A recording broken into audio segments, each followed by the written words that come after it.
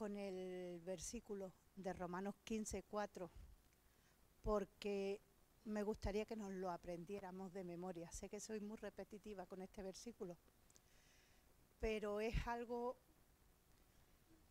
un versículo muy especial, que habla de las escrituras, que habla de para qué se escribieron las cosas que se escribieron. Entonces, voy a comenzar leyéndolo.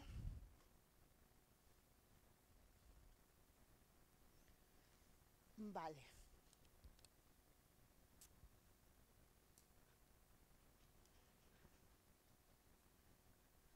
Porque las cosas que se escribieron para nuestra enseñanza se escribieron, a fin de que por la paciencia y la consolación de las Escrituras tengamos esperanza. Entonces yo hoy lo que quiero traer es un poco una reflexión de lo que Dios tenía para el pueblo de Israel y lo que el pueblo de Israel ha llegado a ser. Y voy a ir combinando un poco la historia de José con la historia del pueblo de Israel. La voy a ir combinando porque José sí llegó al propósito que Dios tenía para él, pero el pueblo de Israel no llegó a ese propósito. Y en gran parte depende de nosotros, de nuestras reacciones y de nuestras formas, de lo que queremos y de lo que no queremos hacer para llegar a ese propósito que Dios tiene para nosotros. Entonces, José era un muchacho que vivía con su padre y era un muchacho que era el mimado y el consentido de su padre, también porque era un muchacho que se comportaba bastante bien. Era un muchacho muy presentable y se comportaba bastante bien.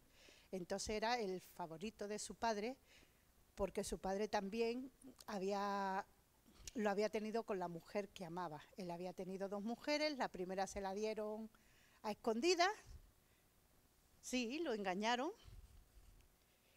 y luego tuvo que volver a trabajar para la segunda mujer. La Raquel era la favorita, la favorita. Entonces, era para él, para Jacob, era como su primogénito.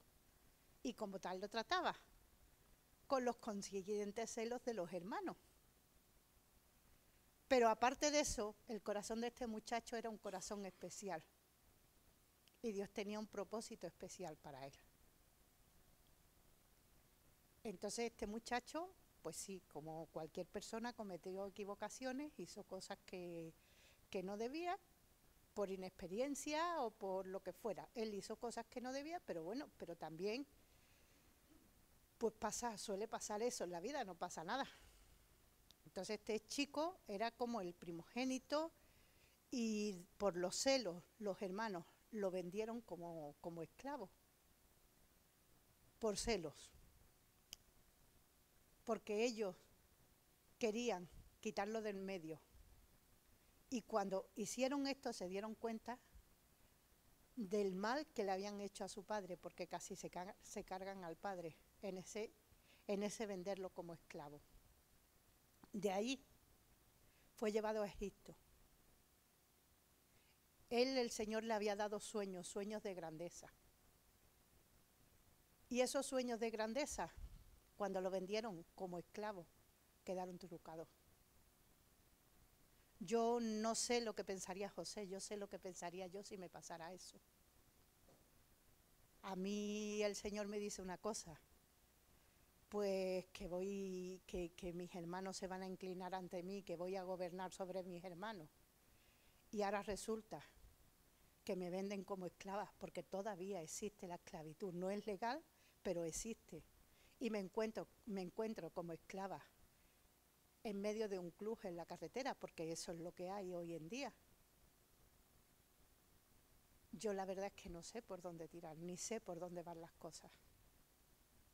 No tengo ni pajolera idea. El Señor me desconcierta totalmente.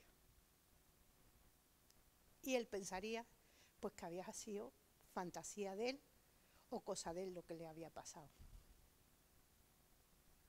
Pero ahí estaba, había sido vendido como esclavo.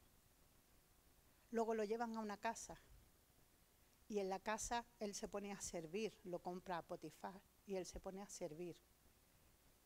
Y sirve con todo su corazón, que yo no sé si sería capaz de hacer eso después de haberme partido, después de haber truncado mi vida de esa manera, porque él era un niño bien, y de ser un niño bien a ser un esclavo.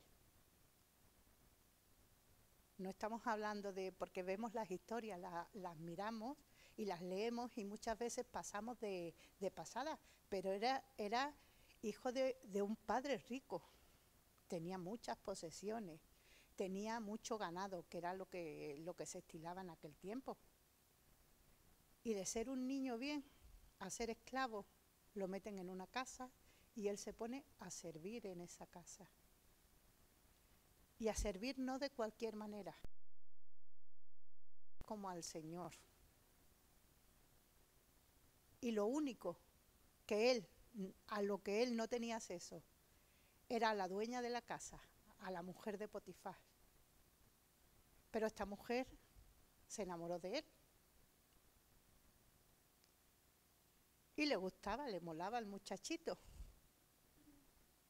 Y no es que a él no le molara a ella, porque a él le molaba a ella, porque cuando ella empezó a insinuarse que la llamó a su habitación, si él salió corriendo y dejó las vestiduras allí, fue porque no iba a poderse aguantar. Cuidado, no estamos hablando porque leemos las cosas y las leemos, pero él no iba a poderse aguantar. Él salió corriendo porque, hombre, era de carne y hueso y la mujer tendría que estar bien también porque era un bomboncito. Entonces, él también tuvo que salir corriendo de eso. Y por hacer las cosas bien hechas, el premio que recibe es la cárcel. Es desconcertante. Es desconcertante. Yo cada vez que leo la vida de este hombre digo, es desconcertante. Sí, sabemos que le iba a llevar eso a donde le iba a llevar, pero él lo estaba viviendo en sus carnes. La historia de él ya estaba escrita, pero él no lo sabía. La historia nuestra está escrita, pero nosotros no lo sabemos. La historia estaba escrita, sí, y estuvo en la cárcel. Y en la cárcel también lo pusieron para que cuidara de los demás presos, porque la gracia del Señor estaba con él, porque no era tiempo de ley todavía. No era tiempo de ley, ni tiempo de gracia, no sabemos qué tiempo era. El tiempo de gracia es ahora, pero él sí supo manejar la gracia. De alguna manera supo manejar la gracia, supo encontrarse con un Dios vivo y un Dios real. Y halló gracia, porque la Biblia dice que halló gracia. Y si halló gracia es que de alguna manera la gracia de Dios había sido derramada sobre él. Es que no sabemos el cómo ni el por qué, pero halló esa gracia. Y estaba allí cuidando de los presos, y hubo 2 presos que tuvieron sueños. Y él interpretó los 2 sueños. A uno era sueño de muerte y murió, lo mataron. Y el otro era sueño de vida y de que iba a ser alzado. Y a ese que le dio el sueño de vida y de que iba a ser alzado, le dijo, acuérdate de mí cuando esté delante del rey. ¿Eso qué fue? Más que intentar salir por sus propios medios. Como nosotros muchas veces lo intentamos. Sí, echando manos a las influencias. Y es normal, oye, estaba en una situación bastante mala. Y él, al único que le podía pedir que lo rescatara de allí era al faraón. Y este hombre iba a estar delante de faraón. y le iba a poder decir las cosas tú a Faraón. Pero este hombre se olvidó. No sabemos si porque era desagradecido o porque Dios tenía otros planes para este José. Tampoco sabemos si en ese momento ese hombre hubiera hablado a favor de José si José no hubiera regresado a su tierra. Es que no lo sabemos. Pero lo que sí sabemos es que a su tiempo Faraón tuvo un sueño. Y ese sueño fue interpretado por José, porque ese copero se acordó de que José era el que interpretaba los sueños. Y yo me imagino a José en la cárcel y en todo el devenir de lo que le había pasado, porque la Biblia habla de que cuando él estaba en la cisterna, lo hablan los hermanos entre ellos, cuando él estaba en la cisterna, que no sabían los hermanos muy bien qué hacer con él, dice que gritaba. Y que él gritaba, eso es una conversación que tienen entre los hermanos, y que él gritaba, y gritaba mucho, con desespero. No sabemos los pensamientos de José en ese momento. Los míos serían, cuando estaba en la cárcel, ¿esto qué es? Los sueños que yo he tenido son falsos, no son reales. Pero es que el Señor tenía que tocar el corazón de José. Y tenía que quitar de él todo viso de odio, de venganza, de deseos de hacer daño a sus hermanos. Y para eso muchas veces necesitamos pasar por situaciones que no son nada buenas. Porque si no, nuestro corazón no se conmueve y nuestro corazón no queda limpio. Y si no, nuestro corazón aprovecharía esas situaciones en las que Dios nos pone en alto para vengarnos de quien nos ha hecho daño. Y el Señor no nos sube para venganza, ni nos sube para dañarnos. Nos sube para que Él sea glorificado y para que nosotros sepamos administrar las cosas que Él nos da y para transformar el mundo. Porque José cambió el mundo conocido de esa época. El imperio más grande que había, la civilización más avanzada fue la que él gobernó. No era más que Faraón por posición, pero en realidad era más que Faraón en influencia. Los únicos que no tenían, a los que él no podía manejar, eran a los sacerdotes, porque eran los únicos que no le habían entregado sus tierras ni sus bienes. Pero el resto de Egipto, él lo manejaba. Y ese era el plan original que Dios tenía para el pueblo de Israel. Pero el pueblo de Israel fue corto de miras y no entendió. Entonces ahora el Señor le dijo, os saco de esclavitud y os saco de Egipto. Pero ¿qué pasaba? Cada vez que había un problema, cada vez que había una dificultad, ese pueblo volvía a pensar en Egipto. Y el Señor es que tiene una forma de tratar muy especial. El pueblo iba por el desierto, tenía mucha sed. Y ven agua.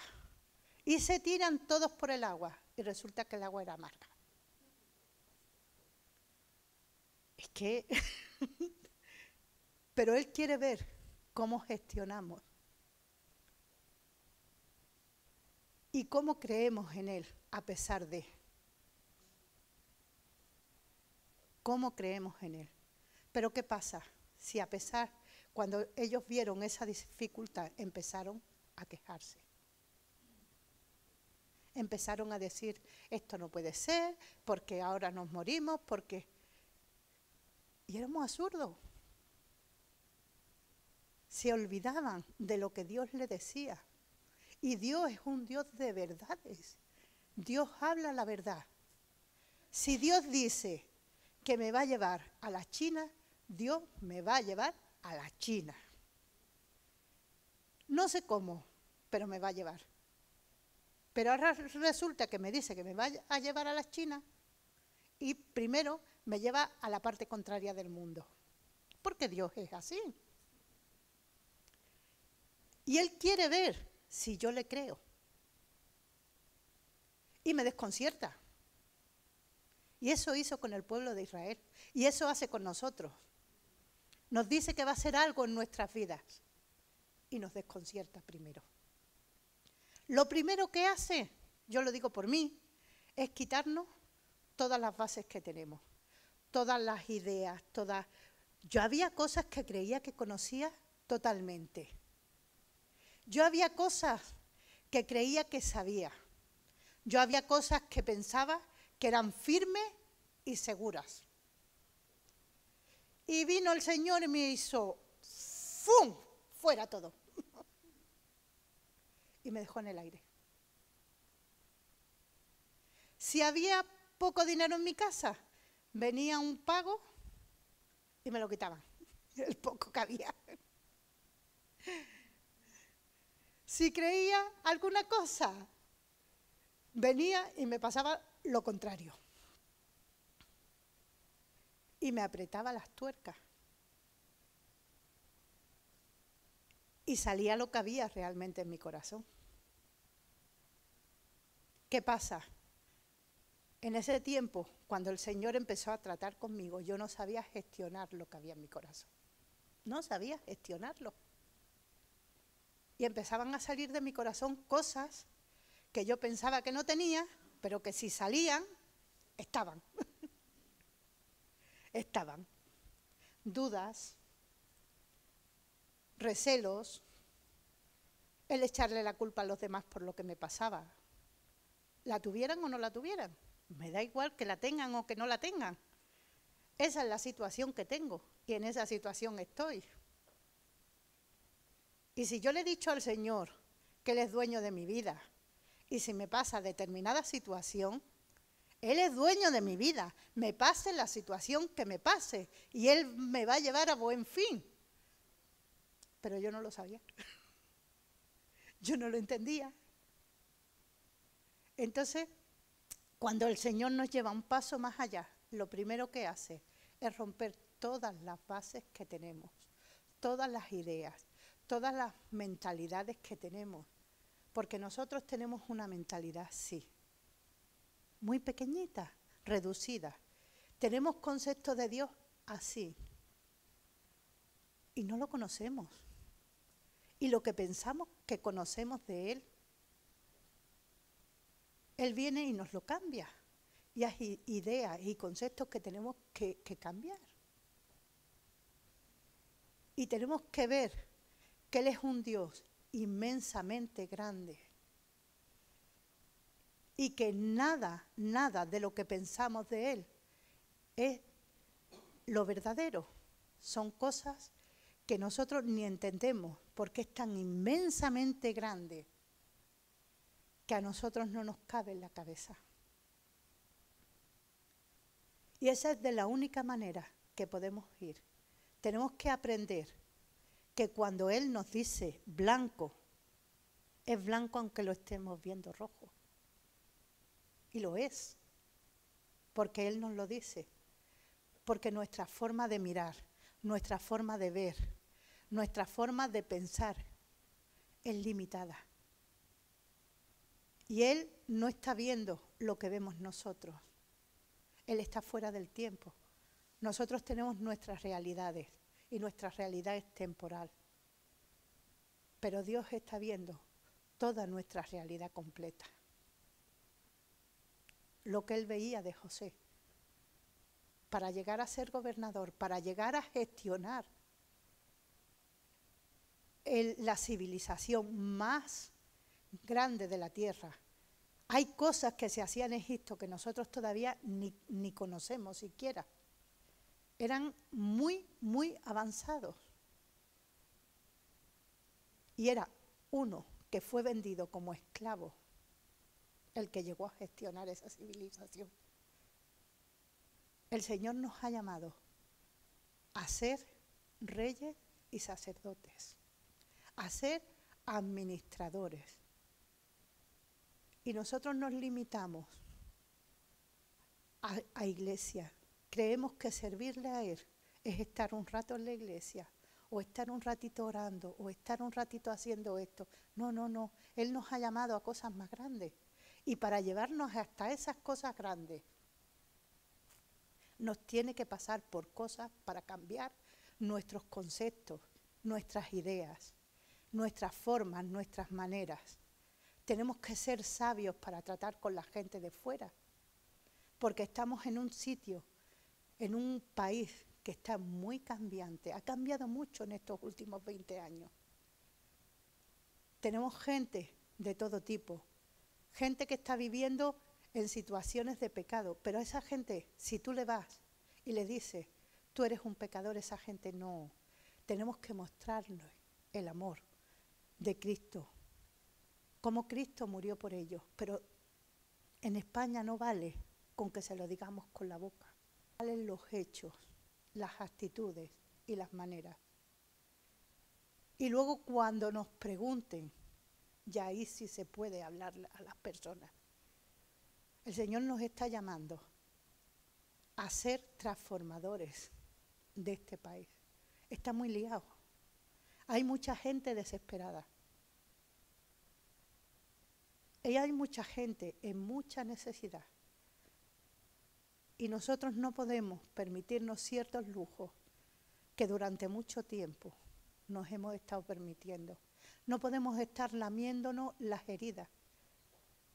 Tenemos que comenzar a ver y a mirar qué es lo que Dios demanda de nosotros. Tenemos que comenzar a transformar nuestra mente día a día. Si nos pasa algo y de nuestro corazón sale algo que no tiene que salir, tenemos que acercarnos a Cristo, porque eso es síntoma de que hay enfermedad en nuestros corazones y Él tiene que sanarlo. Entonces tenemos que andar pensando, cambiando nuestra mente día a día, pensando que lo que nosotros conocemos de Dios es muy poquito y Él es inmenso. Y tenemos que dar un paso hacia adelante y cambiar totalmente nuestros conceptos, nuestras ideas y nuestras formas. Porque a eso hemos sido llamados.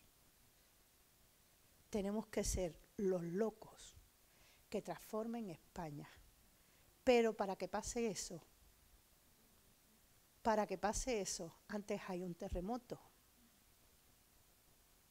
Antes hay un movimiento de tierra. Antes hay un pasar por la cárcel. Antes hay un que nos quiten todo. Salir a un nuevo comienzo. Porque si no nos aferramos a lo que tenemos y nos vamos hacia adelante. Entonces yo espero que me haya podido explicar bien, que se haya podido entender que es un pequeño pensamiento que tenía esta mañana, que es lo que Dios está tratando conmigo en mi vida. No es algo que yo os diga porque Dios, setas nuevas de Él que yo no conozco. Bueno, hasta aquí esta mañana. Ese es el proceso de vida, dices, sigo y seguirás hasta que vayamos con Él.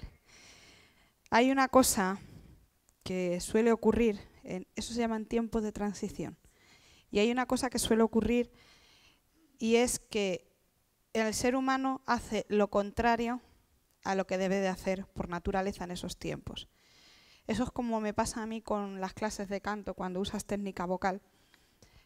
Tú tienes que hacer unas colocaciones que tu cuerpo no son las que te piden. Lo natural es cuando te vas a poner a cantar, gritar, y cuando tú aprendes a cantar con técnicas sabes que tienes que colocar, hacer una serie de cosas, abrir, apertura, tal, que no te salen habitualmente. Tienes que educar a tu cuerpo para que esas cosas, esos actos físicos de tu cuerpo, de tu cara y de tu boca, que no es lo que te suele pedir, se hagan. ¿Por qué? Para cantar hay que abrir mucho la boca.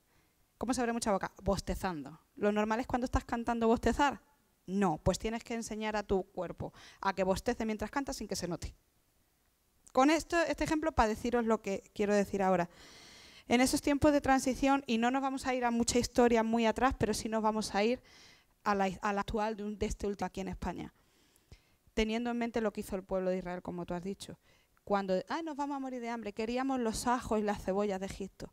Los ajos y las cebollas las tenían que cultivar, que plantar y que quitar de la tierra, o sea, tenían que retirarlas. El maná le venía caído del cielo sin mover un solo dedo, pero preferíamos fajarnos los lomos en sacar frutos de la tierra antes que nos los sirvan en bandeja.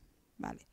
Con las transiciones pasa lo mismo. Fue que ha sido necesaria, pero cuando salimos del tiempo, ¿quién está de un lado y quién está? Cuando se salió lo que servía cuando vivíamos en la República ya no sé, ni las bandadas de eso.